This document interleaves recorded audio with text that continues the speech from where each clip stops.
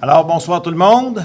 Bienvenue à cette, excusez, j'ai perdu le chiffre, cette 9e assemblée, 9e séance du conseil municipal.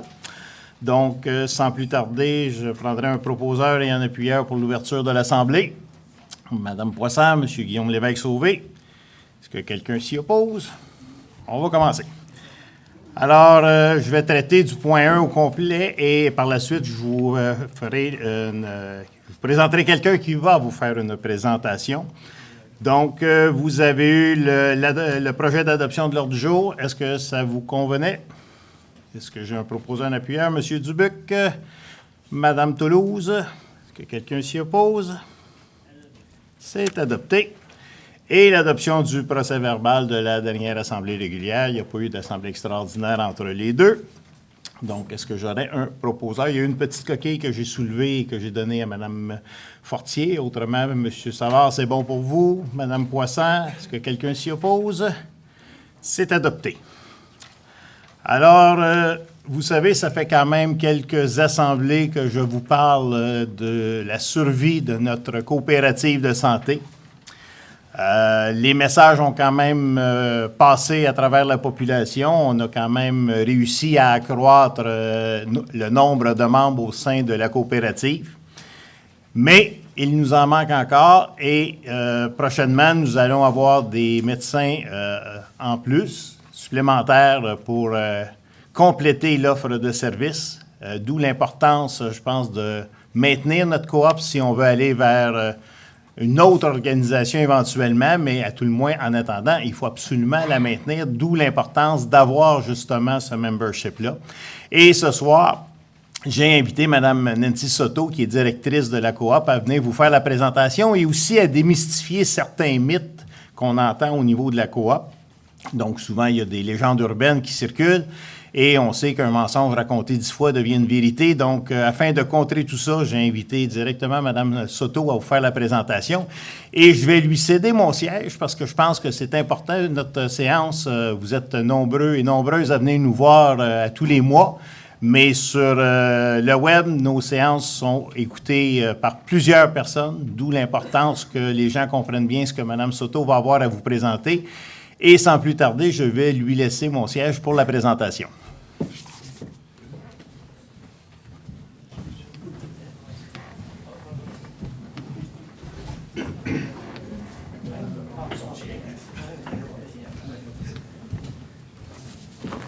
Wow. Mais est-ce que vous m'entendez bien? Oui. Mais merci beaucoup. Et merci au conseil de la ville de l'invitation et de me permettre d'être ici pour vous présenter la coopérative. Je sais que depuis 2014, la ville travaille très fort pour faire connaître la coopérative. Et puis, il y a encore beaucoup d'informations qui n'est pas bien transmises, je vais le dire comme ça. Alors, oui, je suis Nancy Soto, directrice à la coopérative depuis 2015, mais en réalité, le projet de la coopérative a commencé en 2014. C'était une demande de la communauté à Beauharnois, étant donné qu'il avait une difficulté à avoir l'accès aux services de santé, spécialement ce qui concerne les médecins. Alors, la communauté a demandé à la ville de trouver une solution, puis la ville, mais ce n'était pas comment je peux dire ça, son mandat, merci beaucoup. Merci Eric. Puis, alors, la ville a approché les centres locaux de développement pour trouver une solution. C'est là que la coop, la formule coopérative est née. Et aussi, c'était un mandat avec les CDRQ pour savoir si c'était viable dans la région de Beauharnois de faire l'implantation de ces projets-là. Alors, un sondage auprès de la population a été fait. Puis, 85% de la population qui a répondu à ce sondage-là ont dit oui, on est prêt à supporter les projets coopératifs. Et petite parenthèse, les coops de santé au Québec, ça existe depuis les années 70. Ça veut dire que la coop santé à Beauharnois, ce n'est pas la première. Il y a à peu près 60 coops de santé au Québec. Je ferme les parenthèses. Alors, la coop a pris forme en mars 2015, puis on a commencé à fonctionner, ça veut dire à recruter des membres à partir d'avril 2015. Et on avait besoin d'avoir minimum 1000 membres. Quand on a fait la séance d'information à l'école secondaire, au début du mois d'avril, on avait besoin d'avoir minimum 1000 membres. Puis, 4 semaines après, on avait 1300 membres. C'était un boom, c'était spectaculaire. On a commencé à fonctionner, on a approché différents partenaires. Et, en premier lieu, la ville. Deuxièmement, la Caisse des Jardins. On a eu aussi un groupe de pharmaciens qui ont décidé de supporter la coopérative financièrement, puis les centres locaux de développement. Et à partir de ce moment-là, on a commencé à trouver les ressources humaines. On a engagé un adjoint administratif, une infirmière clinicienne. On voulait offrir d'autres services à part les médecins. Puis on a commencé à travailler très fort pour trouver les médecins. Mais recruter des médecins au Québec, c'est pas évident, vous le savez. Puis, ça nous a pris un petit peu plus de temps qu'on avait prévu, mais aujourd'hui, heureusement, l'objectif, je pense qu'il est fait, est complet, puis c'est sûr qu'on peut l'améliorer, il y a toujours la place à l'amélioration, mais vous savez, depuis l'année passée, on a recruté Dr. Mdani, qui arrive cet été. Deuxième médecin, Dr. Gouman, qui est arrivé juillet passé. Dr. Chouan, mois de novembre l'année passée. Puis il y a un quatrième médecin qui arrive cette année au mois de novembre, Dr. Yang. Alors, la difficulté d'avoir accès aux services médicaux, je pense que tranquillement, pas trop vite, on l'améliore. Et les soins de santé complémentaires, et audioprothèse, nutrition, psychologie et pédiatrie à Beauharnois maintenant sont présents. Il y a plein de services offerts à la coopérative, mais on travaille fort pour continuer, mais on a besoin du support. Et c'est vrai que ça a pris du temps pour recruter les médecins, qu'à cause de ça, il y a beaucoup de monde qui n'a pas décidé de renouveler l'adhésion à la coopérative l'année 2016-2017, mais malgré tout ça, on a continué à travailler. La ville nous a supportés et on continue à le faire, mais on a besoin encore de membres. Aujourd'hui, heureusement, je peux vous dire qu'on est rendu à 1350 membres. L'année passée, on a été à 700. Alors, ça va bien, mais ce n'est pas assez. On a besoin de minimum de 1000 membres. Et alors, aujourd'hui, je suis ici pour vous dire que la coop, les services de la coopérative sont ouverts à tous, membres et non-membres. C'est sûr qu'on a besoin des membres. Et cet argent-là que chaque membre paye, les $100, la contribution annuelle, ça nous sert à payer les obligations. Ça veut dire les loyers de la coopérative, avoir le service Internet, avoir le téléphone pour répondre, pour donner des rendez-vous, et avoir le personnel, les soutiens, les ressources humaines, les infirmières, puis acheter du matériel. Sans le support des ressources humaines, sans le support technique, on ne pourrait pas faire l'accueil pour les médecins. On prend soin de nos médecins, on essaye de tout faire pour les garder en place, mais on a besoin encore de l'aide de la population. Alors, oui, les services sont ouverts à tous, membres, non-membres, citoyens ou non de la ville. Au début, c'est vrai, la coopérative, l'objectif, c'était d'améliorer l'accès aux services ici à Beauharnois, mais étant donné qu'on avait besoin des membres, on a décidé d'élargir un petit peu l'offre à l'extérieur de la ville. Maintenant, nous avons des membres de toute la région du Sud-Ouest, ça veut dire de Valleyfield, de Saint-Louis-Gonzague, de Saint-Stanislas de Cosca, Saint-Étienne de Beauharnois, Saint-Martin, il y a un petit peu de partout. Mais 90% des membres actifs proviennent de Beauharnois. Est-ce que si j'ai un médecin, je peux devenir membre de la coopérative? Oui, tout à fait. Le fait d'avoir un médecin à l'extérieur de la coopérative, ça ne vous empêche pas de devenir membre. Vous pouvez utiliser les services, les soins infirmiers et les services complémentaires. Est-ce que si j'adhère à la coopérative, je vais avoir un médecin de famille tout de suite? Et je vous dis la vérité, pas tout de suite. On le fait à fur et à mesure. Il y a beaucoup de demandes pour les médecins de famille, mais l'accès aux médecins est là. La prise de rendez-vous, ça fonctionne très bien. c'est facile, ça fonctionne un petit peu par priorité. Entre 24 et 48 heures, vous pouvez obtenir un rendez-vous si c'est urgent. Sinon, ça va prendre 1 à 2 semaines. Mais la façon comme on fonctionne présentement là, la coopérative démontre qu'elle a produit les résultats attendus par la population. Ça veut dire une amélioration de l'accès aux services de santé. Et c'est sûr que maintenant, nous avons quelques défis, si on peut le dire comme ça, ou d'autres façons. Et on a l'arrivée de nouveaux médecins. Alors, pour 2018, nous pensons que c'est important de voir le raménagement de la coopérative ou des déménageurs. On ne peut pas se cacher que maintenant, la coopérative, la ville devient très intéressante pour les professionnels de la santé. Alors, avant, c'était nous qui devions approcher les professionnels, à leur faire la grande séduction auprès du médecin.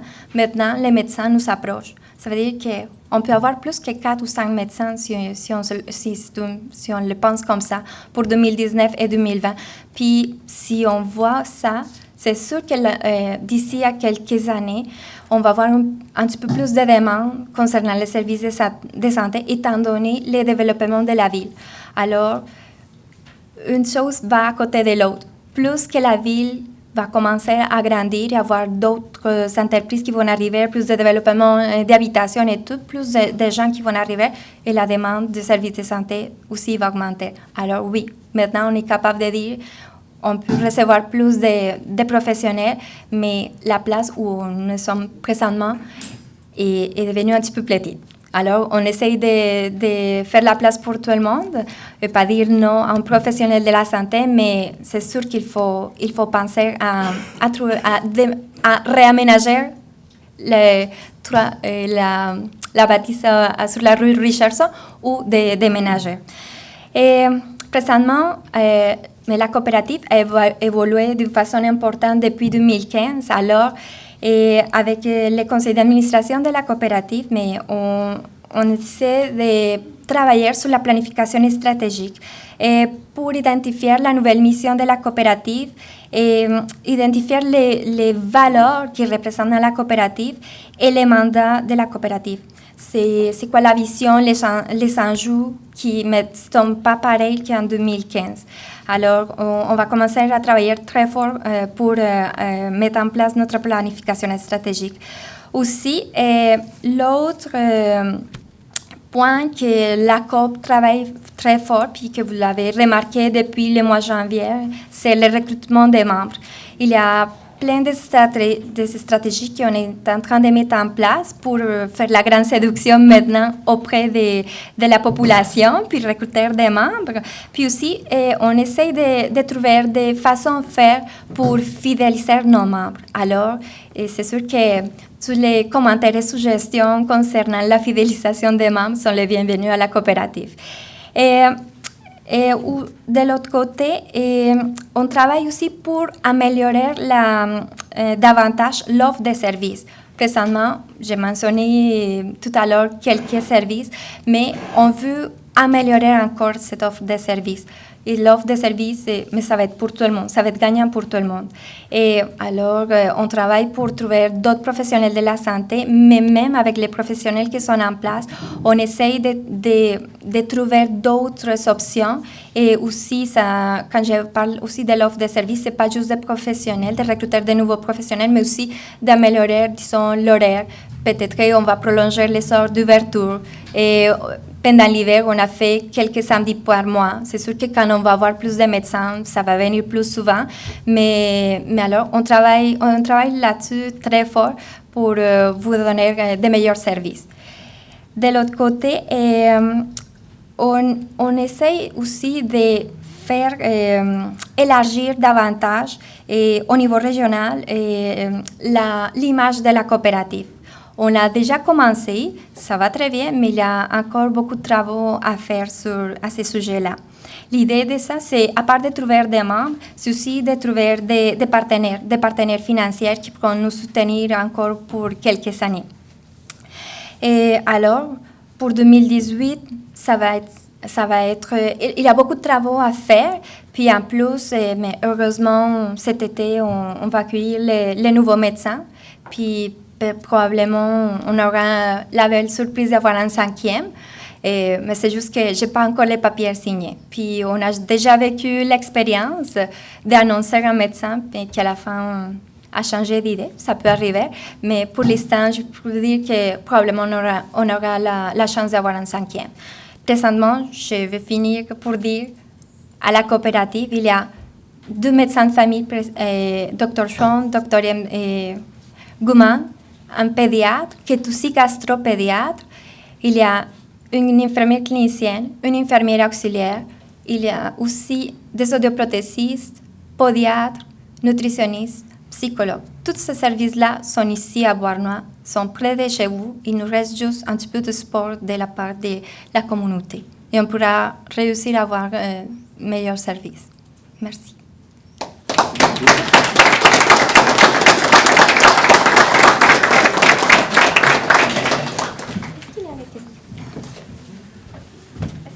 Merci.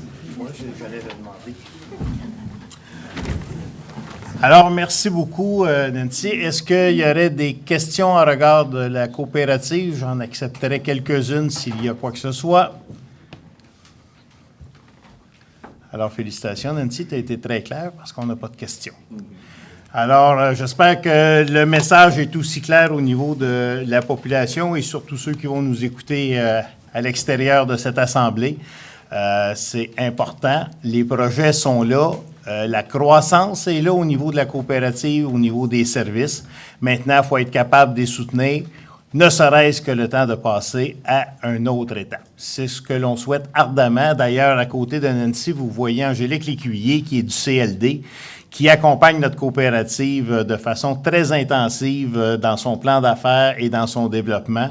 Merci beaucoup, Angélique. C'est apprécié et je sais le support que tu donnes à cette mission-là. Sur ce... J'ai une question. Ah, ouais, vas-y. Je regardais dans la salle, je ne vais pas regarder autour. Vous avez mentionné que la coop santé est ouverte autant aux membres qu'aux non-membres. Pour motiver les gens non-membres à devenir membres, quel est l'avantage d'être membre si le service est offert autant à un qu'à l'autre? Mais les soins infirmiers sont gratuits et sont gratuits aux membres. Ça inclut les prises de sang. Et il n'y a pas de consultation en tant que membre avec l'infirmière. Puis en plus, les services complémentaires, audioprothèse, nutrition, podiatrie et psychologie, ces services-là ne sont pas couverts par le gouvernement. Autrement dit, il faut payer les consultations. Alors, pour les membres, il y a des rabais offerts par ces professionnels-là qui vont être offerts aux membres. Aussi, on a des partenaires à l'extérieur de la coopérative, dans les commerces à Beauharnois, qui offrent des rabais. Ça peut être chez la fleuriste à Beauharnois, comme ça peut être chez Vision Multiservice. Il y a des commerces pour les changements de rénovation à la maison. Il y a la petite Cortin. Est-ce que tous ces avantages-là sont identifiés sur le site Internet? Oui, toute l'information est sur le site web de la coopérative, beauharnoissanté.com. Il y a un onglet qui s'appelle « Devenir membre ». Vous allez trouver toutes les informations, les avantages. Après ça, et comment devenir membre. Les formulaires sont là. Et aussi, on peut faire l'inscription sur le site web. On peut faire le paiement aussi. Et je vais profiter pour vous dire qu'il y a un prix membre pour adultes, mais quand il y a un parent ou une famille qui veut adhérer avec les enfants de moins de 18 ans, les enfants de moins de 18 ans, le premier enfant, c'est $25 plus taxe. Puis, s'il y a un 12e, 3e, 4e, 5e, 6e enfant, ça va être gratuit. S'il y a des familles qui veulent inscrire juste leurs enfants, c'est faisable aussi. Le premier enfant, c'est $50. Le deuxième, c'est 25. Alors, on essaie de trouver des façons de faire aussi parce qu'on comprend que ce n'est pas tout le monde qui peut se permettre de s'offrir des apports de 200 pièces ou 250 pièces. On essaie de trouver des façons de faire. Puis j'espère l'année prochaine pouvoir offrir d'autres façons d'adhésion à la coopérative. Merci. Très bien, merci. Merci beaucoup. Alors, nous poursuivons avec au point 2.1, qui est un avis de motion qui concerne le règlement 701-33, modification de zonage. Donc, on se retrouve sur le boulevard Cadieux.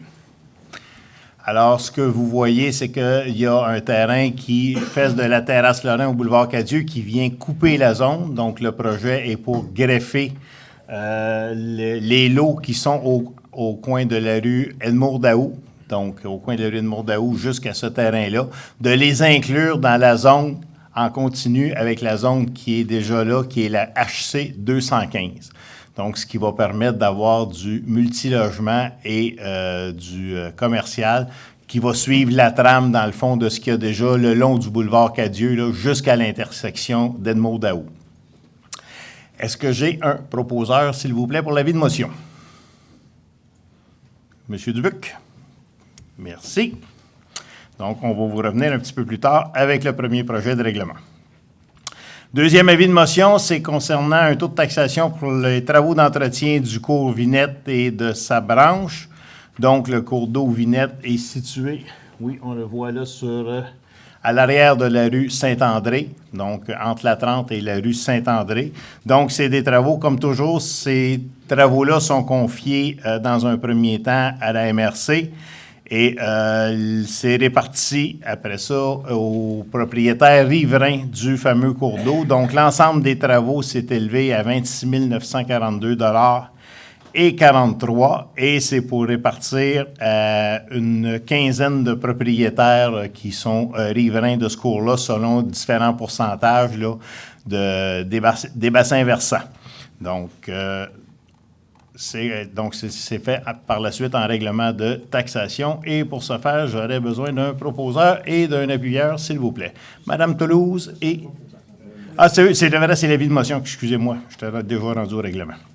Juste l'avis de motion, donc Madame Toulouse en fait la proposition. Le règlement 703-01 concernant le règlement pour abroger l'article sur les soupapes de retenue. Je vous explique le tout parce que, ça, dans le fond, je vais vous expliquer le point 2.3 et le point 2.4 en même temps. Actuellement, nous avons dans notre règlement de construction une clause qui dit que les gens doivent se munir d'un clapet de retenue, là, ce qu'on appelle au niveau des égouts, pour éviter justement les refoulements. Ce que l'assureur nous a demandé, c'est que ce soit contenu dorénavant, non pas dans le règlement de construction, mais bel et bien dans un règlement particulier avec cette obligation-là. Donc, le point 2.4 va nous amener à cette fameuse obligation-là, mais pour y arriver, il faut dans un premier temps l'abroger du règlement 703-1. Donc, c'est un avis de motion pour lequel j'aurais besoin d'un proposeur, s'il vous plaît. Monsieur Dubuc, parfait.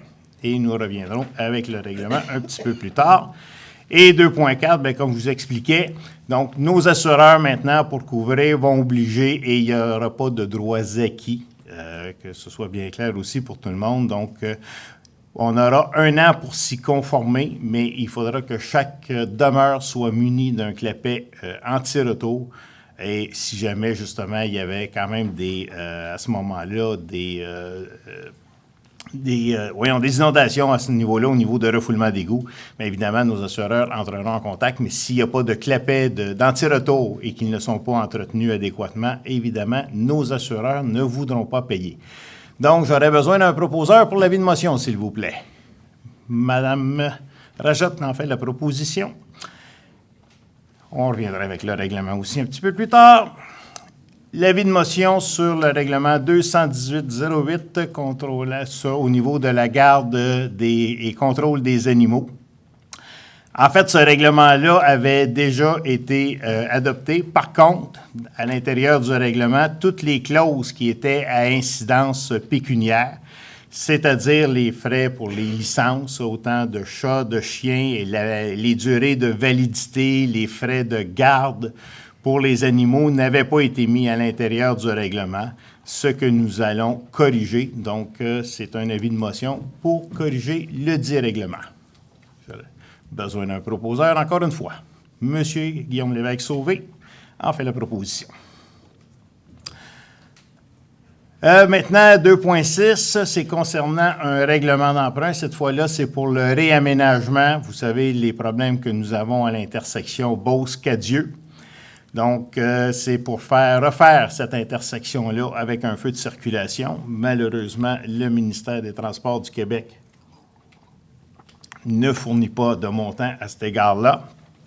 Et nous avons greffé à ça une réparation d'une fuite majeure sur le réseau d'eau potable dans le secteur ouest. Vous en avez déjà entendu parler. C'est tout près du pont, près du dépanneur vers le parc de maisons mobiles. Nous avons une fuite importante à ce niveau-là qui a été identifiée depuis l'année passée. C'est des travaux qui vont être quand même d'envergure, donc on a greffé ça au même règlement d'emprunt d'1 261 720. Par contre, nous avons eu des discussions tout récemment avec le ministère des Transports du Québec qui a demandé de revoir certaines conditions au niveau de l'intersection. Donc, ce montant-là pourrait être revisé au cours des prochains jours, mais l'ordre de grandeur, il est là et on ne veut pas retarder. Ça fait assez longtemps qu'on attend cette intersection-là. Donc, on ne veut pas retarder, mais lorsque vous aurez le règlement en bonne et due forme, vous aurez le montant exact là, en fonction de si le ministère des Transports nous demande des modifications. Monsieur Savard, en fait, non. Alors, je pensais que vous en faisiez la proposition. Juste, j'ai eu l'information cet après-midi, je n'ai pas eu le temps de tout vous communiquer. Le projet de loi 83 sur l'autoroute 30, le gouvernement actuellement, avec le ministère des Transports, a regardé à faire des nouvelles sorties, 3 nouvelles sorties sur l'autoroute 30, donc peut-être Bourgneuf ferait partie, dans l'intersection de Beauce. Ça, en tout cas, oui, j'ai déjà parlé. On n'a pas le temps de te dire rien, là. Fait que moi, je mettrais peut-être une petite demande à soir, puis prendre les informations, puis la mettre dans la prochaine suggestion. Mais de toute façon, pour l'instant, ce n'est que l'avis de motion, là. On n'est pas rendu au règlement d'emprunt, autrement, on retarde encore tout le processus d'un autre mois. Non, mais je veux juste... Oui, bien, c'est pour ça que je vous en parle aussi. OK, c'est bon. Merci, Bruno. Ça me fait plaisir. Donc, si vous êtes d'accord, on irait de l'avant avec l'avis de motion. M. Guillaume Lévesque-Sauvé en fait la proposition.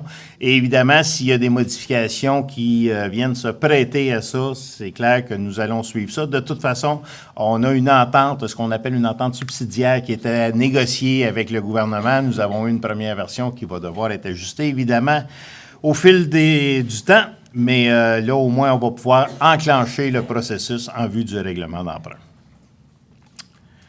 C'était le dernier avis de motion.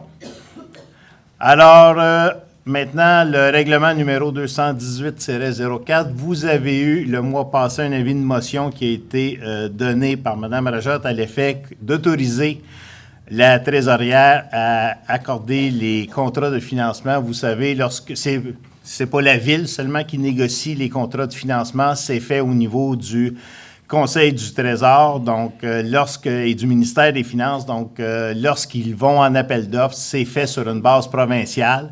Et la journée qui décrète les taux négociés, on se doit d'adopter nos résolutions par la suite. Sauf qu'il faut donner l'aval au taux négocié la journée même, donc c'est pour pouvoir déléguer la trésorière de la Ville à pouvoir accorder ces contrats de financement-là un coup que les taux sont connus. Et par la suite, évidemment, on va continuer de faire ce qu'on fait actuellement, c'est-à-dire dépasser à l'Assemblée, mais comme vous dites, on n'a pas ce qu'on appelle en bon québécois du red tape.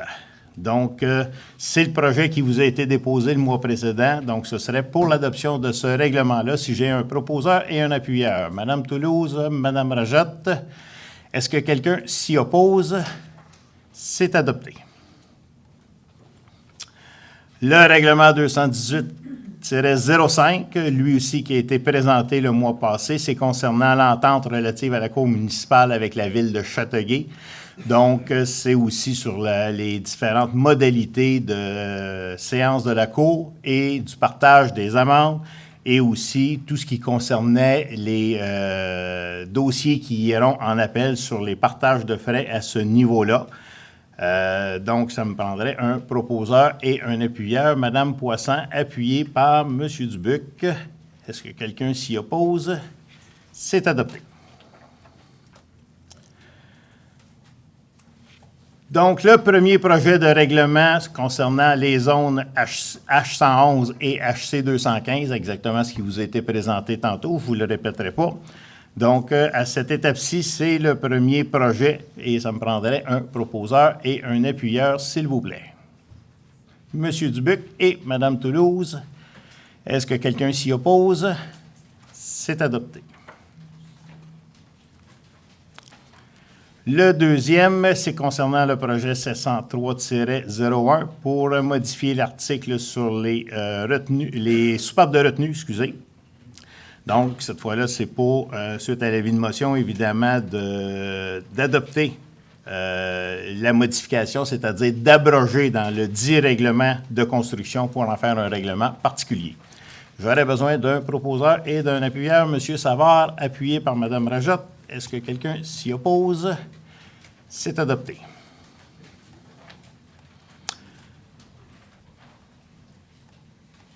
Nomination d'un maire suppléant. Donc, lorsqu'on est entré en poste, le premier maire suppléant a été M. Guillaume Lévesque-Sauvé pour la première période de 6 mois. On est rendu à nommer une nouvelle personne.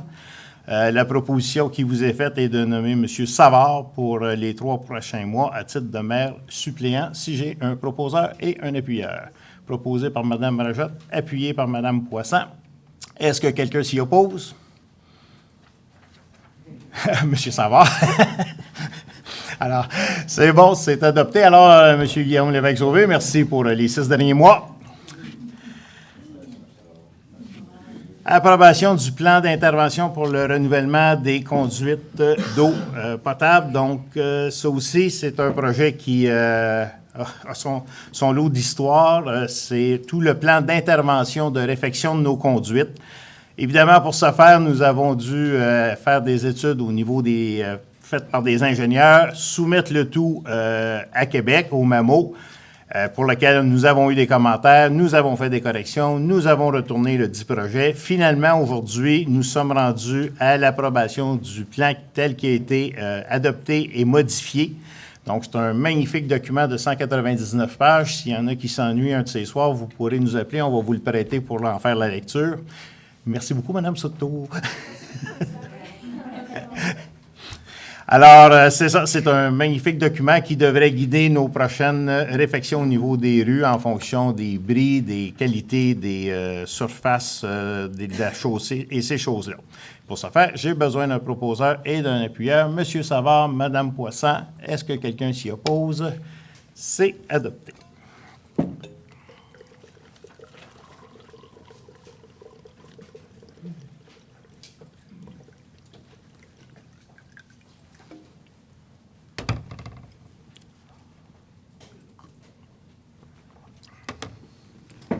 Le point 4.3, c'est concernant une convention de cession pour créance entre la Ville et Micorem. Vous savez, l'édifice du 19 rue Mille, ce qu'on appelle communément la Spexel, a été acquise au cours de l'année 2014, pour lequel il y avait un compte de taxes qui était dû. Nous avons dû aller en cours pour être capable de se faire payer la dite créance. Le jugement a été en appel et le verdict a été unanime à ce niveau-là, à l'effet que les taxes étaient dues à la Ville de Beauharnois et qu'elles devaient être payées sans autre forme. Donc, le projet que vous avez, c'est effectivement, il y a quelqu'un qui a fait une offre d'achat en bonne et due forme à la compagnie détentrice de l'édifice actuellement et qui a déjà fait parvenir les chèques à la Ville pour acquitter les dites taxes qui étaient dues. Donc, c'est pour accepter cette proposition-là et d'abroger par le fait même la résolution 2017-10-416 qui avait été proposée au mois d'octobre à l'effet que la Ville puisse s'emporter acquéreur, ce qu'elle n'aurait pu faire à cette étape-ci. J'ai besoin d'un proposeur et d'un appuyeur pour ce faire. Monsieur Savard, appuyé par Mme Rajotte. Est-ce que quelqu'un s'y oppose? Oui, Mme Toulouse. Oui, moi je suis contre cette proposition-là, mais vous savez pourquoi on a discuté la semaine passée. Vous connaissez mes arguments, fait que moi je suis contre cette proposition-là. Je vous remercie, M. Lévesque-Sauvé. Je vais être contre aussi. D'accord. Alors, il y a deux personnes qui sont contre ce projet-là, mais c'est tout de même adopté. Ensuite, diverses résolutions qui avaient été proposées au mois d'octobre aussi. Une qui concernait les études en négociation sur le développement de la 1e et la 2e avenue dans le secteur ouest. Une qui était sur les négociations avec les investissements René Saint-Pierre pour des échanges de terrain. Un autre qui était pour un mandat où on autorisait à dépenser jusqu'à 20 millions pour l'acquisition des champs de Mme Yvette Perrat. Et la 4e résolution qui était concernant la signature avec le Fonds de solidarité et un promoteur pour la construction d'une nouvelle entreprise sur les propriétés d'Hydro-Québec qui était située en zone agricole. Donc, ce qui vous est proposé actuellement, c'est simplement de dire que ces sont pour l'instant abrogés et que l'annulation ne fait pas en sorte que le Conseil abandonne ces projets, bien au contraire, mais pour lui permettre de faire une analyse de ceux-ci avant d'aller de l'avant. Un exemple que je vais vous donner de façon bien concrète à ça, c'est lorsqu'on veut faire procéder, mettons, à des résidences sur la 1e et la 9e avenue. Bien, dans le cadre du plan directeur, ce qu'on est rendu à cette étape-ci, c'est de dire qu'il faut d'abord et avant tout changer la conduite d'égout qui est le long de la 132. Donc, on ne peut pas mettre la charrue en avant des bœufs. Il faut simplement mettre les choses dans l'ordre dans lequel elles doivent s'exercer. Et c'est pour ça que ces résolutions-là demandent à être abrogées. Mais ce n'est pas parce qu'on abandonne les projets, et incluant surtout les champs Perrat, on ne les abandonne pas, mais d'offrir un montant comme il était là, on est loin de la rentabilité. Donc, c'est des choses qu'on veut reconsidérer et qu'on va reconsidérer aussi à l'intérieur de l'ensemble du plan directeur de nos infrastructures. Pour ce faire, j'ai besoin d'un proposeur et d'un appuyeur. Madame Poisson, appuyée par M. Dubuc. Est-ce que quelqu'un s'y oppose? M. Guillaume Lévesque-Sauvé? C'est adopté. Merci. Délégation maintenant, ce qui avait aussi eu lieu dans cette résolution-là sur divers contrats. En fait, tous les contrats ont été réalisés à l'exception de un qui va justement être inclus dans le cadre de l'étude du plan directeur. C'est concernant les services professionnels sur la rue Edgar-Hébert de la Couturière, Pellado et Edmourdeau pour un montant qui avait été estimé à 150 000 $. Donc, encore une fois, c'est simplement d'abroger cette résolution-là, mais elle sera prise en compte lorsque nous avançons avec le plan directeur pour l'ensemble de nos infrastructures. Est-ce que j'ai un proposeur et un appuyeur à cet effet? Proposé par Mme Toulouse, appuyé par M. Savard. Est-ce que quelqu'un s'y oppose? M. Guillaume Lévesque-Sauvé, c'est noté. Ratification de contrat maintenant. Donc, on est à ratification, vous savez, c'est parce que c'est des choses qui ont déjà été entamées. Donc, nous avons des arbres qui sont entretenus actuellement par le Centre des moissons. Donc, on parle d'une pépinière d'érables argentés là, qui sont sous leur supervision et qu'on entretient. Évidemment, il faut les arroser et tout. Donc, c'est un contrat qui a été octroyé au mois d'août 2017 et qui prévaut jusqu'au mois d'août 2018 au montant de 3 935 $ plus les taxes applicables. Donc, ça me prendrait un proposeur et un appuyeur. Madame Toulouse, Monsieur Guillaume Lévesque-Sauvé, ça me fait plaisir. Donc, est-ce que quelqu'un s'y oppose? C'est adopté. Le point 4.7 a été retiré. Nous vous reviendrons, c'est parce qu'il y avait des calculs qui étaient à peaufiner à ce niveau-là. C'est sur les allocations qu'on donne au niveau des gens qui fournissent l'électricité pour des lumières à nos boîtes postales. Affectation pour projet de signature urbaine. Donc, vous avez vu, bon, évidemment, il y en a une qui est assez visible à la sortie du pont Madeleine-Parent, qui est la pancarte qui nous annonce le parc industriel. Et on en a comme ça un peu partout au niveau de la ville. Donc, c'est un contrat global de 1 267 000 $ qui avait été octroyé et qui s'échelonnait de 2016 à 2019. Excusez. Et à l'intérieur de ça, il y a eu des modifications qui ont été faites. Donc, entre autres, une signalisation, comme vous voyez, au côté sud de la 30, il devait en avoir une du côté nord qui a été retirée. Mais on ne pouvait pas reprendre ces montants-là pour les injecter ailleurs. Donc, ce qui vous est recommandé ce soir, c'est d'affecter 289 000 du surplus libre dans le projet de signalisation compte tenu des dépassements qui ont été faits dans ce projet-là et d'injecter 170 000 du surplus libre pour l'implantation des enseignes à venir pour un montant total de 460 000 Le contrat a été signé en 2016 et c'est pour honorer la signature du contrat qui a été fait et ça me prend un proposeur et un appuyeur.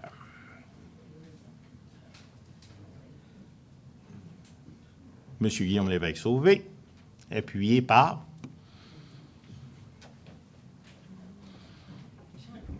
alors, si je n'ai pas d'appuyeur, il n'y aura pas de résolution. M. Dubuc, oui? Oui? D'accord, M. Dubuc appuie. Alors, est-ce qu'il y a des gens qui s'opposent? C'est adopté.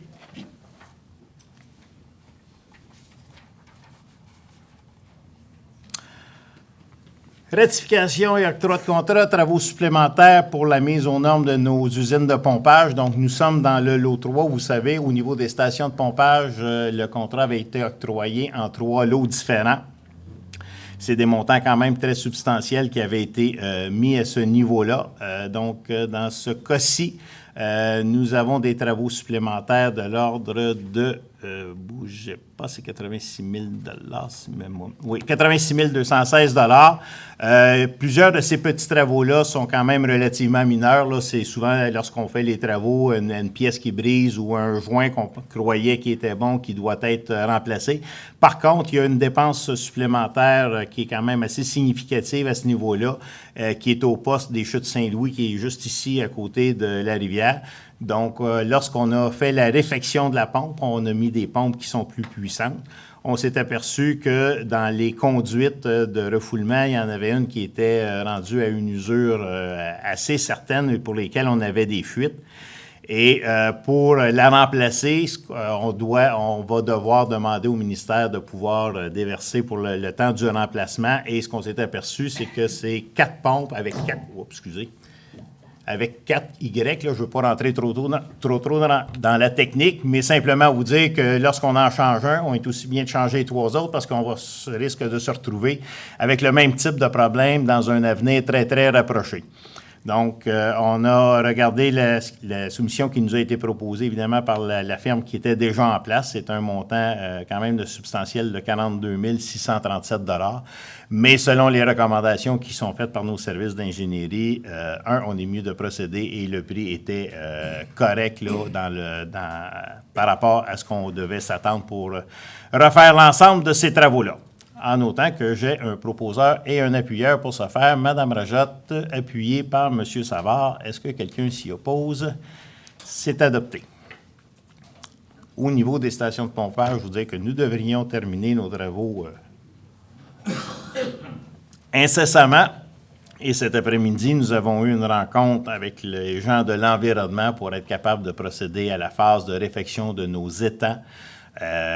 Du côté du secteur ouest, donc à Malojuil, et aussi de l'usine d'épuration dans le secteur centre à Beauharnois, ainsi que les différents projets qui en dépendent par le fait même. Alors, Coalition pour l'autoroute 30, une fluidité durable, vous avez vu probablement passer. En fait, vous savez qu'on est rendu avec un nouveau boulevard métropolitain, mais cette fois-là sur la rive sud, qui s'appelle l'autoroute 30 entre la 20 et la 15 pratiquement, et surtout jusqu'à la 10, mais souvent jusqu'à la 15. C'est un problème majeur parce que, évidemment, pour les usagers, c'est problématique, mais c'est aussi très problématique pour le transport en commun. Les autobus qui circulent là n'ont pas de voie réservée et actuellement, vous savez, vous entendez parler du REM, donc du réseau express métropolitain. Si on veut rejoindre le réseau express, encore faudrait-il que nos autobus puissent s'y rendre dans des temps adéquats. Et c'est pour ça qu'il y a eu une coalition, une très large coalition qui a été formée pour être capable de faire des pressions au niveau gouvernemental, pour être capable minimalement de prendre des mesures intérimaires pour faciliter le transport des gens. Donc, si vous vous souvenez, lorsque nous étions la région qui réclamions l'autoroute 30 au CRI, bien, les gens de l'Est nous ont appuyés pour qu'on puisse justement enfin bénéficier de cette autoroute-là. Aujourd'hui, c'est à nous de leur retourner l'ascenseur et de les appuyer pour s'assurer qu'il y aura une fluidité adéquate dans ce secteur-là et vous dire qu'on est aussi bien conscient que même pas très loin de chez nous, il y a souvent des problèmes du côté de Vaudreuil entre la 20 et la 40 aussi. Donc, mais on a ciblé une région qui est vraiment problématique, là. Ce secteur-là, je vais vous dire que même le samedi après-midi, vous arrivez là et vous avez l'impression d'être sur le métropolitain en pleine heure de pointe le midi. Alors, est-ce que j'aurais un proposeur et un appuyeur à ce niveau-là? Madame Poisson, appuyée par Madame Toulouse. Est-ce que quelqu'un s'y oppose? C'est adopté. D'ailleurs, les 3 candidats à titre de premier ministre seront rencontrés très prochainement à ce sujet. Renouvellement d'adhésion à Info-sur-Roi. Bon, Info-sur-Roi existe depuis 2010. C'est l'information sur le web qu'on retrouve largement. Nous avons une excellente couverture par le média et on s'en sert pour publiciser nos offres d'emploi et plusieurs articles. Je vous dire que l'an passé, c'est plus de 85 articles qui concernaient la ville de Beauharnois qui y ont passé. C'est un organisme sans but lucratif. Et c'est de renouveler notre adhésion au montant de 6 200 $ pour 1 an. Proposé par Mme Poisson, appuyé par M. Savard. Est-ce que quelqu'un s'y oppose? C'est adopté. Protocole d'entente entre le CLD et la ville de Beauharnois maintenant. Donc, c'est pour une campagne vous avez probablement vu, il y a eu une première annonce qui a été faite dans le secteur de Saint-Louis-de-Gonzague au mois de février.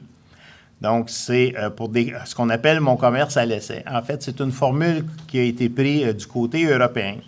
Et lorsqu'on a un local qui est vacant depuis un certain nombre de temps, l'idée est d'essayer de trouver un preneur pour le local et d'aider à sa mise sur pied pour les 2 premières années.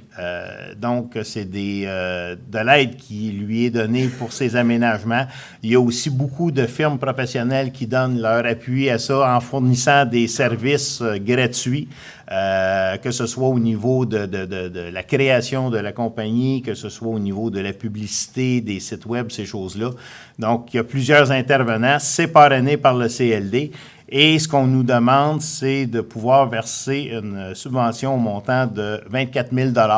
Donc, c'est une subvention qui va s'appliquer pour une période de 2 ans, donc 12 000 $ par année, pour aider justement à développer un commerce dans un local qui est vacant actuellement à Beauharnois. J'aimerais tirer de ce point, c'est une personne que je connais qui fait du démarchage pour ce programme-là, donc en souci d'éthique, je vais retirer. Merci. Donc, proposé par Mme Rajotte. Appuyé par M. Savard. Est-ce que quelqu'un s'y oppose? C'est adopté. M. Lévesque-Sauvé, vous pouvez revenir parmi nous.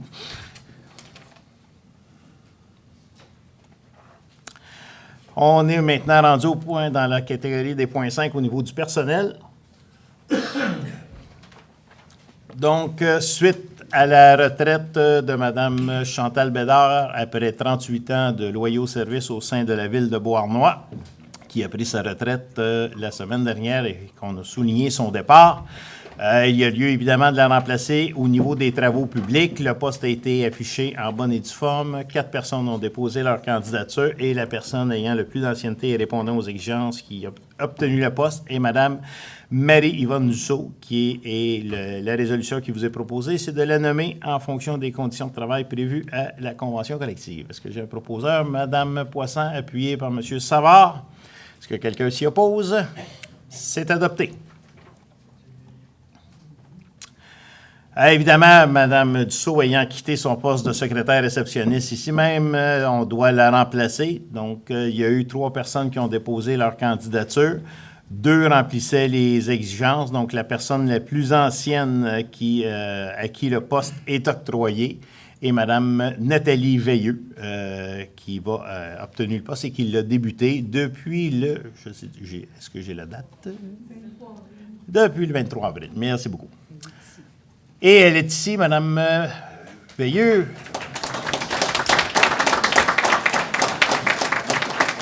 Alors, c'est le nouveau sourire qui va vous accueillir à la réception maintenant. Si vous allez au niveau des travaux publics, ce sera le sourire de Mme Dussault. Alors, j'ai proposé par M. Savard, appuyé par Mme Toulouse. Est-ce que quelqu'un s'y oppose? C'est adopté. Alors, félicitations, Mme Veilleux. Embauche d'une technicienne en administration volet bureautique. Donc, c'est un poste qui avait été offert sur une base temporaire au mois d'août 2017 et c'est de régulariser la situation de Mme Baud-Patry de façon permanente sur le poste qu'elle occupe, donc qui est au sein de l'équipe d'ingénierie, donc de l'équipe de M. Saint-Onge. Et c'est d'accepter une proposition pour ce faire, proposée par Mme Toulouse, appuyée par M. Dubuc. Est-ce que quelqu'un s'y oppose? C'est adopté. Approbation de la liste des comptes à payer. Donc, vous avez eu l'opportunité de poser toutes vos questions. Est-ce qu'il y a des questions qui étaient restées en suspens par rapport à la liste qui vous a été soumise? Donc, c'était un montant de 2 097 000, donc 2 100 000, on va arrondir. Là. Donc, 2 100 000 pour la période qui était jusqu'au 30 avril 2018. On s'excuse, il y a eu quelques problèmes au niveau des réseaux. Donc, je sais que vous avez eu de la difficulté à avoir accès aux documents. Là. Je sais que vous avez dû faire un peu à la dernière minute, mais petit problème technique. Alors, est-ce que j'en ai par contre un proposeur et un appuyeur pour les adopter? M. Savard, appuyé par Mme Poisson. Est-ce que quelqu'un s'y oppose? C'est beau pour tout le monde. L'état des revenus et dépenses sommaires. Donc, encore une fois, vous avez eu l'ensemble des revenus et dépenses sommaires du fonds d'administration et du fonds d'investissement au 30 avril 2018. C'est simplement un dépôt. On n'a pas besoin de personne au niveau à ce niveau-là. À moins que vous ayez des questions. C'était bon pour tout le monde? Parfait. On tombe dans la catégorie des points 7. Donc, dans un premier temps, l'aide financière concernant la fête familiale optimiste. Donc, cette fête-là va se dérouler pour la 3e année le 16 juin prochain. On en profite pour souligner la fin de l'année scolaire. Donc, c'est une grande fête avec des jeux gonflables sur le site de l'Arena, avec un magnifique dîner au hot dog. Donc, c'est une belle activité familiale et qui est très prisée à toutes les années. Et comme prévu au budget, c'est un subside de 5 000 qui est versé au Club Optimiste pour la réalisation de la fête. Proposé par M. Savard, appuyé par Mme Toulouse. Est-ce que quelqu'un s'y oppose? C'est adopté. En même temps, je vais en profiter pour passer un petit message sur une information que je n'avais pas à la dernière assemblée. On vous a dit qu'on était en train de faire une réfection majeure au niveau de la maison Bruno-Valois, compte tenu que nous avions un problème d'infiltration d'eau. Ces travaux-là sont pratiquement achevés. Là. Il reste peut-être quelques menus détails à ce niveau-là, mais ce que je n'avais pas spécifié et que je ne savais pas à ce moment-là, c'est que le Club Optimiste, qui a quand même le banc amphithéotique là-dessus, a quand même contribué pour un montant de 12 000 de 6 000 pour la réfection des armoires qui avait été aussi endommagée, parce que c'est la cuisine de la maison des enfants qui est utilisée à ce niveau-là. Et le Club Optimiste a défrayé un montant substantiel pour être capable de remettre à niveau les armoires. Donc, ils m'ont ramené à l'ordre, et c'est pas parce que je suis membre du Club Optimiste que je le savais. Alors, est-ce que j'ai un proposeur et un appuyeur? Je l'ai-tu demandé? Oui, OK, excusez. Alors, des fois, j'avais peur d'oublier. La deuxième subvention qui vous est proposée, ça concerne la fête des citoyens de Beauharnois. L'édition 2018 s'en vient. D'ailleurs, demain soir, il y aura conférence de presse sur le lancement de la programmation. Déjà, vous avez vu une première conférence de presse qui annonçait que la fête des citoyens s'appelait au niveau public le Beaufest. Donc, les activités de préparation vont bon train, mais c'est pour être capable de débourser la subvention de 25 000 au sein du comité de la fête des citoyens pour aider à la gestion des opérations et évidemment faire l'ensemble des réservations. Proposé par Mme Poisson, appuyé par M. Dubuc. Est-ce que quelqu'un s'y oppose? C'est bon. Alors, nous aurons une fête des citoyens édition 2018. Au niveau des travaux publics et de l'hygiène du milieu, nous n'avions pas de point, tout comme l'occupation du territoire et de l'aménagement urbain. Je sais que cette semaine, il y a une rencontre du comité consultatif en urbanisme. Donc, sûrement qu'au mois de juin, nous aurons des points à vous ramener. Le point 10.1, fourniture de vêtements et d'accessoires, c'est au service des incendies. Donc, on a une obligation, de par la convention collective, de fournir de l'habillement à nos pompiers. Donc, c'est des vêtements, c'est les vêtements, là, c'est pas les vêtements de combat, ce sont vraiment les vêtements là, lorsqu'ils se déplacent dans le cadre de leurs autres activités à titre de pompiers. Et nous avions pris un certain retard pour l'année passée. Donc, nous avons été en soumission sur 3 lots différents. Les 3 lots ont été octroyés à... c'est la même firme qui a obtenu les 3 lots, à l'exception d'un manteau qui ne répondait pas aux normes du devis qui avait été soumis par le service d'approvisionnement. Donc, pour ce volet-là, nous retournerons en soumission, mais tous les autres équipements étaient conformes. Donc, c'est pour un montant total de 10 485,73 qui est octroyé au Centre du travailleur FH, situé sur le boulevard Wilfrid-Laurier à Belleuil. Est-ce que j'ai un proposeur et un appuyeur, s'il vous plaît? Madame Toulouse, Monsieur Savard, est-ce que quelqu'un s'y oppose? C'est adopté. Motion de félicitations maintenant à Mme Louise Lebrun. Vendredi passé, le Centre d'action bénévole tenait son souper annuel pour remercier l'ensemble des gens qui collaborent à la mission du Centre d'action bénévole, mais ils en ont profité aussi pour souligner les 25 ans de service de Mme Louise Lebrun à la direction du Centre d'action bénévole. C'est quand même pas une mince tâche qu'elle a, œuvrer dans un organisme sans but lucratif. C'est pas évident.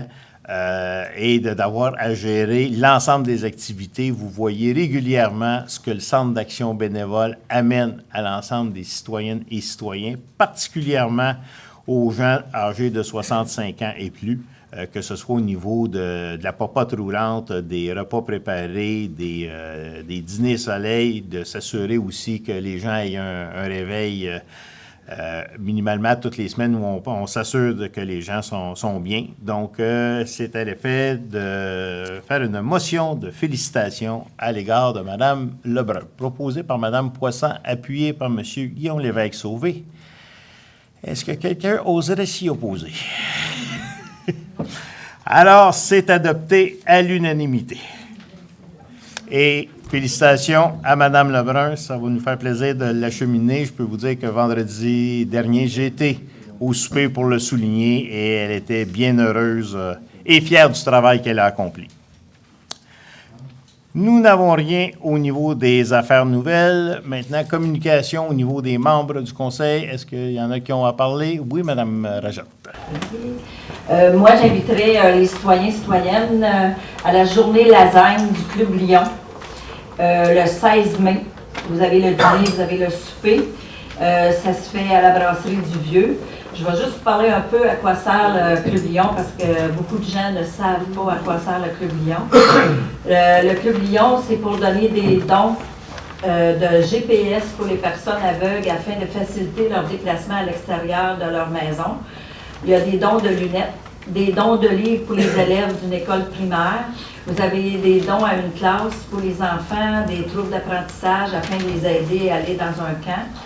Vous avez un don, on a même des bourses pour donner la chance à les écoles secondaires et professionnelles pour encourager les jeunes à persévérer dans leurs études. Et aussi, il y a le camp Carouanis qui existe à toutes les années pour aider les jeunes, les enfants, à pouvoir se familiariser avec les appareils pour le diabète. Parce que juste un appareil pour un enfant, pour les avertir qui sont en manque d'insuline, ça coûte 10 000 $. Donc, le but du Club Lyon, c'est d'aider ces familles-là. Ensuite, on a aussi des cueillettes de lunettes. On a aussi des collectes de sang que l'on fait. On a trois activités à tous les ans. Et vous avez aussi la Fondation du Club Lyon du Canada et fournit aussi gratuitement aux handicapés visuels des guides chiens comme Mira.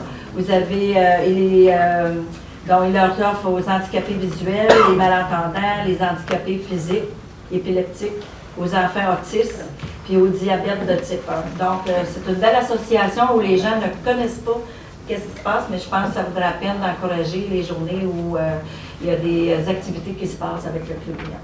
Quelle date déjà? C'est le 16 mai, c'est mercredi le 16 mai. Donc, vous avez le dîner de 11h à 14h et de 16h à 20h, puis c'est 15 $. Merci beaucoup. Est-ce qu'il y a d'autres communications? Oui, Mme Vincent. Bonsoir. Merci. On vous a branché. Oui, on va brancher. Très bien. Donc, j'ai préparé en fait un court bilan à l'instar de mon collègue du siège 5. Je ressentais le besoin de faire état à l'aube du 6 mois d'exercice des activités, de mes activités au sein du conseil. Je dirais que exercice de patience et apprentissage, c'est ce qui correspond bien, c'est ce que je retiens bien de cette première, de mes débuts en politique municipale. Sans trop de surprise, je constate que mon rôle, dans le fond, est triple. D'un côté, au service des citoyennes et des citoyens de mon district, ensuite au développement global de la ville, puis finalement, le plan d'action personnel que j'ai proposé, qui a été le moteur de mon implication. En ce qui concerne le service aux citoyennes et citoyens du district 2, je vous remercie à celles et ceux qui ont fait appel à moi, soit pour le déneigement, pour des projets personnels, pour la sécurité routière, pour le service général à la population. Ça me permet de mieux connaître ma ville, de mieux connaître mon quartier. Donc, c'est pour ça que j'y suis. Ensuite, le développement de la ville, pour moi, le succès de notre développement, ça repose sur la collaboration entre les membres du conseil, sur le climat de confiance qu'on est capable d'établir entre nous et entre l'administration municipale et bien sûr sur notre capacité à bien communiquer nos orientations à l'administration municipale qui met en œuvre nos orientations. Je ne vous cacherai pas qu'on a eu un début difficile. On apprend à reconnaître, à conjuguer nos forces. En fait, en ce qui me concerne, je tisse des liens avec les membres du conseil. Je connais mieux à qui poser des questions pour arriver à développer les projets que je crois utiles. Et c'est surtout ça, la capacité de poser les bonnes questions. Et on en échappe, mais au fur et à mesure, on devient habile à savoir qu'est-ce qu'il faut demander pour mieux comprendre les enjeux qui sont devant nous. Mon souhait, c'est qu'on comprenne bien, puis là, je vais faire référence au point 4.4, l'annulation de différentes résolutions. Je voudrais appuyer sur le troisième attendu, qui est vraiment le maintien de la volonté de développer le plan stratégique qui est déjà entamé. Mais qu'à côté de ça, nous qui arrivons de différents horizons, il y a aussi un souci de prudence et une responsabilité à bien s'approprier les dossiers, des informations aussi qu'on n'avait pas, qu'on souhaitait connaître avant de continuer. Donc, pour ce qui est du développement de la ville, ça retourne un peu là où j'en suis là, dans mon expérience. Et sur un plan plus personnel, je souhaitais rappeler le moteur, comme je disais tantôt, de mon implication. Ça joue sur 4 plans: la communication, le partenariat dans la ville, les espaces collectifs qu'on a, puis le transport, la sécurité et le transport dans notre ville.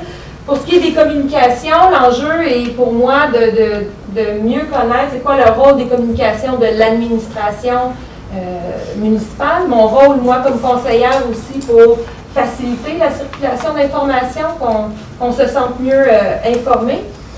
Et petite réalisation peut-être concernant les partenariats possibles dans la ville. La Pointe-du-Buisson, la fin de semaine dernière, le 22 avril, a accueilli les citoyens qui sont venus faire une corvée de nettoyage. Je vous en remercie. Mais aussi, grâce à un lien avec l'école secondaire, il y a 128 jeunes quand même qui sont venus mettre la main à la pâte et c'était de toute beauté. Pour ceux qui ont de la chance là, de les côtoyer, de voir ça. Fait que c'est des types de projets comme ça, je pense, qui fait en sorte qu'on se sent appartenir à une communauté et qu'on a envie d'en prendre soin aussi. Pour ce qui concerne nos espaces collectifs, la neige fond, puis tranquillement, on voit ce qu'il y a en dessous. Alors, c'est de continuer à en prendre soin. Puis, mon implication au sein du comité ZIP, qui valorise le fleuve Saint-Laurent, fait partie, en fait, des actions que je veux mener pour être capable de valoriser le beau plan d'eau qu'on a et qu'on n'utilise pas assez. C'est vraiment un objectif, je pense, à développer. Puis, finalement, ben, c'est sûr, je le rappelle, je suis un peu tannante même avec ça. Je reviens à la sécurité dans nos routes, la manière d'aménager nos espaces ou de sensibiliser les gens, chacun, au partage de la route et à la protection du plus vulnérable. Je pense aux tout petits-enfants qui sont parfois nos enfants ou vos petits-enfants qui se rendent à l'école ou qui circulent à vélo, les personnes âgées aussi qui circulent dans les rues. Alors ça, c'est sûr que c'est une préoccupation constante qui doit faire partie des projets de développement là, à travers ça. Merci. Merci beaucoup. Faire suite, oui, bonjour. Faire suite à Roxane, parce que je pense que Roxane est modeste dans ce qu'elle dit. Parce que c'est elle qui a organisé quand même le nettoyage au centre archéologique. Il y avait 120 quelques élèves. Je pense que ça lui prend une main d'applaudissement.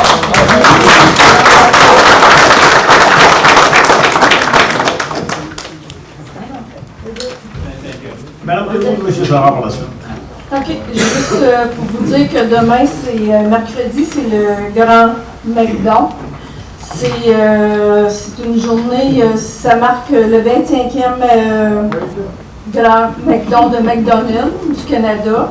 Il s'agit de l'événement de collecte de fonds de l'entreprise le plus ancien et le plus connu à l'échelle nationale, avec plus de 1400 restaurants McDonald's au Canada.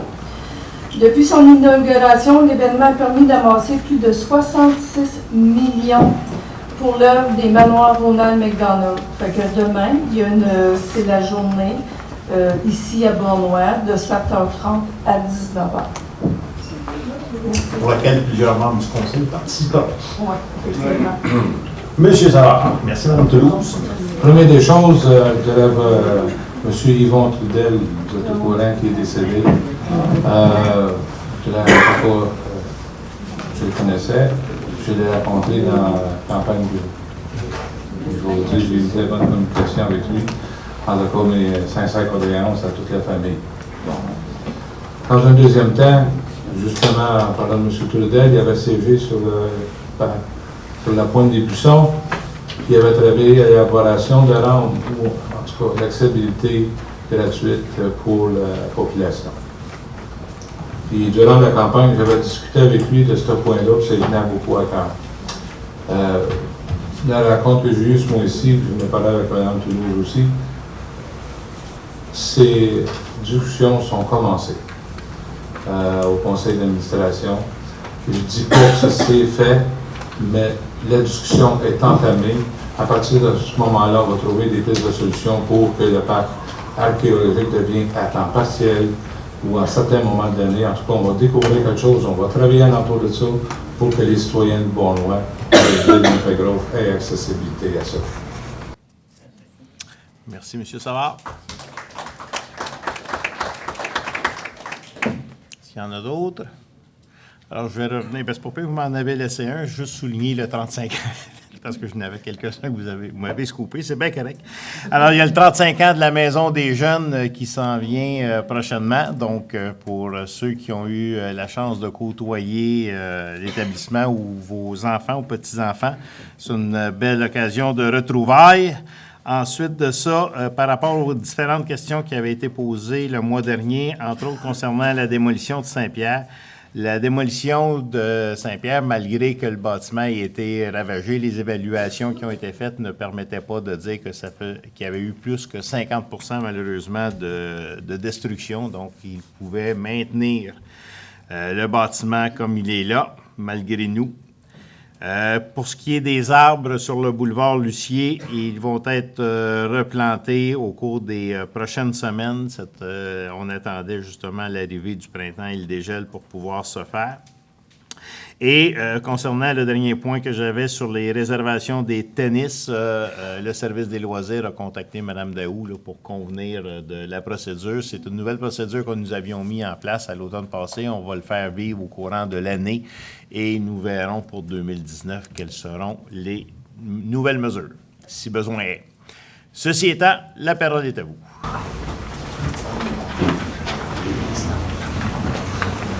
Monsieur Boyer. Secteur Ouest. Là, je ne sais pas si vous pouvez m'en parler. Là, de 4.3, il y a une compagnie qui a adapté les taxes. Est-ce qu'on sait c'est qui? C'est secret? Vous dites que ça a été vendu?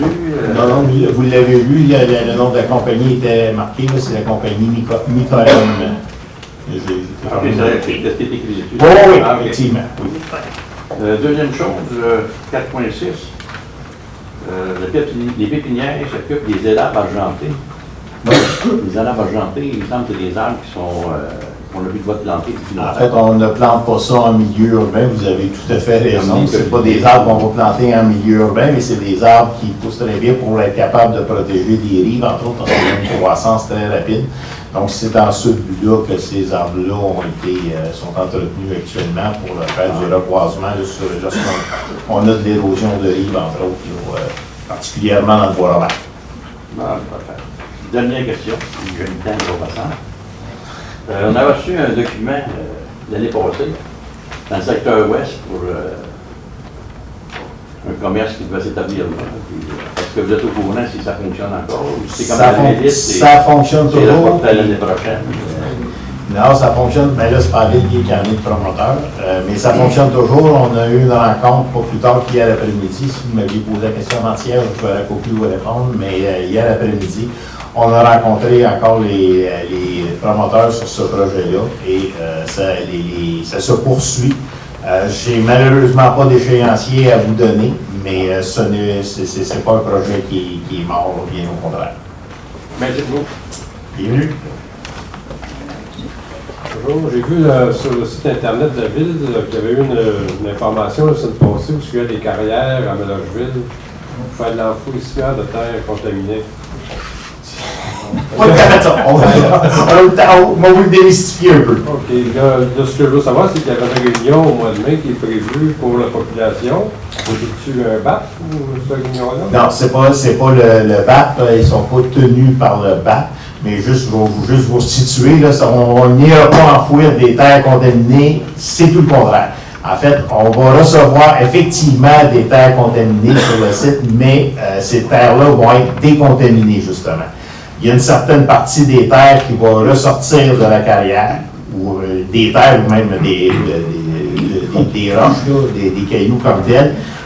Lorsqu'ils vont être traités, ils vont pouvoir être ressortis. Mais l'objectif de carrière de Chenaille, que l'exploitation de la carrière, c'est de pouvoir traiter ces sols-là lorsqu'ils sont traités adéquatement, de pouvoir procéder au fil des années à remblayer la carrière pour redonner un site de tout près de 6 millions de pieds carrés disponible en milieu industriel. Au niveau du remblayage, justement, ce qui va être fait, c'est des études aussi au niveau pour s'assurer qu'on ait une capacité portante qui soit suffisante. Donc, c'est pas demain la veille que la carrière va être renterrée. On parle d'un projet qui pourrait s'échelonner sur, tout dépendant des sols qui y seront amenés, là, mais sur 15 à 20 ans. Et les sols qui vont demeurer contaminés, un coup qui auront été traités, s'il reste encore des traces de contamination à l'intérieur, à ce moment-là, ils vont être transportés vers des sites qu'on appelle des sites cimetières qui vont être capables de les recevoir. La crainte que j'ai, c'est que nous, dans le secteur ouest, notre eau potable, c'est de l'eau souterraine. Oui, mais c'est pas relié à celle-là, mais comme vous dites, toutes les eaux, en fait, toutes les choses, les mesures vont être suivies de très près par le ministère de l'Environnement. Donc, à ce niveau-là, c'est sûr qu'ils vont avoir énormément de pression et vous pouvez voir sur la séquence. L'ancien résident de Mercier, moi, je suis sûr que ça m'inquiète un peu. On prend quelqu'un qui a goûté aux lagunes de Mercier est sûrement fort inquiet, là, mais on ne parle pas du même type d'installation et du même type de dire aussi que c'était pas inquiétant, il n'y a pas de problème à retirer Mais vous viendrez voir la séance d'information. On n'a pas eu la date encore. C'est une séance qui va se tenir là, à la salle Marie-Rose ici. Et vous viendrez voir là, les procédés et les exigences qui vont être. On va diffuser où l'information? On va savoir comment cette information-là pour la date. Il va y avoir un avis public qui va être fait à ce niveau-là. Dans les journaux, on va le publier sur le site Internet. L'idée, c'est de le faire connaître le plus largement possible. J'ai une autre question qui me préoccupe un peu aussi, c'est le point 4.8, l'affectation des surplus pour le projet signature des pancartes. C'est-tu des pancartes additionnelles qui vont être ajoutées pour ce montant-là de 460 000 $? Il y en a déjà une partie qui est dépensée. Cette année, vous avez vu qu'il y a de la signalisation qui s'est rajoutée. Donc, ceux de cette année font partie de ces montants-là. Et il en reste pour respecter l'ensemble du contrat qui avait été signé de 1,2 million. Dans 1,2 million-là, c'est un projet d'emprunt, ça, vous y avez eu? Il y avait une partie qui était sur le règlement d'emprunt du parc industriel. En fait, il y avait les deux affiches que je vous ai soulignées. On n'en a installé qu'une là, en bordure de l'autoroute, mais il y en avait une deuxième et on a pris ces montants-là qui eux allaient dans le règlement d'emprunt et on les a mis et on les a investis ailleurs. Ce n'était pas couvert par le règlement d'emprunt, d'où le fait d'aller chercher des montants dans les surplus pour couvrir ces dépenses-là qui ont déjà été faites. Ouais. Parce que 460 000, c'est pratiquement le tiers du prix. J'en conviens. C'est un gros dépassement. J'en conviens parfaitement. Merci.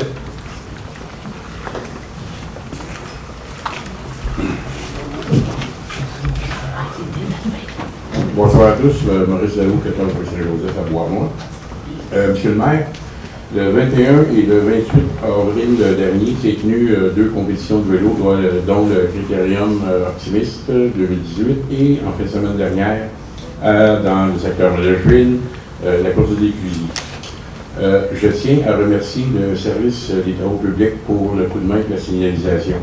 Je tiens à remercier M. Marleau des services d'incendie pour nous avoir prêté un véhicule avec une personne pour assurer le périmètre de sécurité lors des deux courses.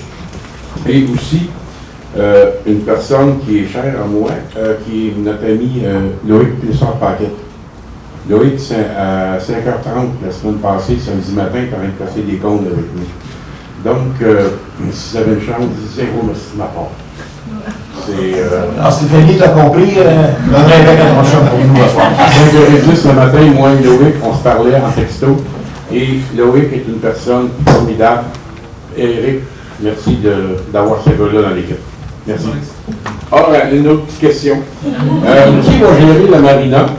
Et on m'apprend qu'il y aurait une procédure de réservation de quai à 300 $, mais on n'a pas de date d'ouverture.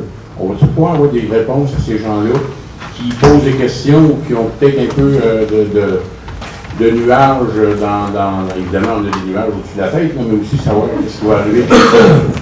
Oui, écoutez, on travaille sur la corporation des rives. Nous travaillons à cette entité-là. Il y a eu nous travaillons de très intensément actuellement avec les avocats au niveau de régulariser toute l'organisation au niveau de la marina. Du 300 $ que vous parlez, ça ne dit strictement rien.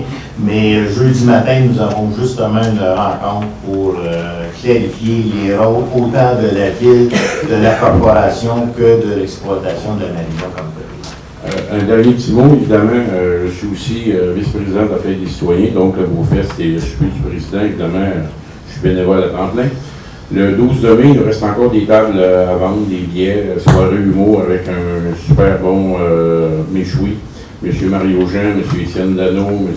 Joe Guérin. C'est Mario Jean qui est méchoui. Pardon? Vous avez dit super bon méchoui, Mario Jean. Seulement, j'ai déjà fait des mots. Il va passer, M. Dano. Oui, c'est correct. Donc, évidemment, je vous invite, évidemment, si parmi les membres du conseil ou les membres de la population voulez vous joindre à nous, ben, il nous reste encore des billets.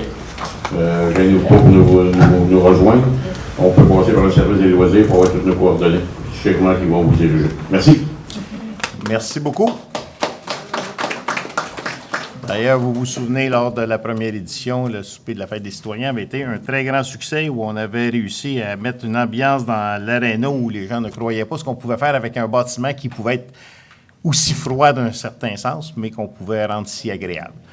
N'ayant pas d'autres questions, je vais quand même, moi, vous en passer une. On a souligné beaucoup le travail à la Pointe du Buisson. Je peux vous dire, j'y ai passé 3 jours en ce qui me concerne. Et je tiens à souligner le samedi où j'ai demandé à nos employés col bleu de venir faire du bénévolat pour nous donner un coup de main pour être capable, parce qu'on faisait l'émondage, entre autres, de la clôture sur la rue Aymon, qui en avait grandement besoin. Et à cette occasion-là, il y a des cols bleus qui sont venus prêter main forte de façon tout à fait bénévole. En fait, ça nous a coûté 2 pizzas, là, parce que c'est ce que ça nous a coûté pour la journée. Alors, c'est du travail qui a été fort apprécié et les gens ont aimé leur expérience et ils nous ont dit qu'ils étaient prêts encore. Puis on n'ira pas troquer leur travail pour du bénévolat, mais juste vous dire que nos employés sont aussi capables de mettre la main à la pâte d'une façon bénévole. Et je tiens à les en remercier chaleureusement.